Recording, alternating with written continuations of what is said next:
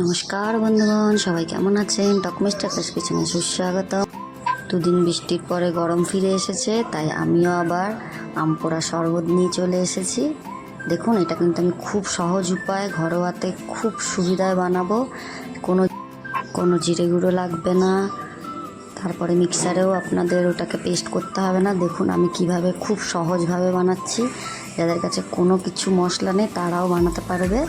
তো আমি আমগুলোকে প্রথমে পুড়িয়ে নিচ্ছি, ভালো করে পুড়িয়ে নেব। দেখুন আমার আমটা পোড়ানো হয়ে গিয়েছে, আমার কিন্তু ভিতরে পোড়েনি, শুধু খোসাটাই পুড়েছে। তো এবার এটাকে 2 ঘন্টা মতন রেখে ঠান্ডা করে নিয়েছি, নিয়ে এটাকে ছাল ছাড়িয়ে নিচ্ছি।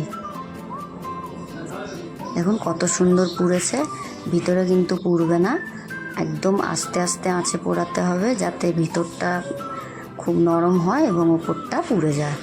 তো আমি আমটাকে এইভাবে একটা বাটির মধ্যে নিয়ে নিয়েছি ছাড়িয়ে, তারপরে এইভাবে চটকে নিচ্ছি, নিয়ে আটিগুলো থেকে পুরো আমটা বার করে নিয়ে আটিগুলো আমি ফেলে দেবো। দিয়ে দেখুন এটা কিন্তু একদম আর মিক্সারে দিতে লাগবে না। তো এরপরে আমি 4 চামচ চিনি দিয়েছি, আর বিট লবণ দিয়েছি 1 চামচ।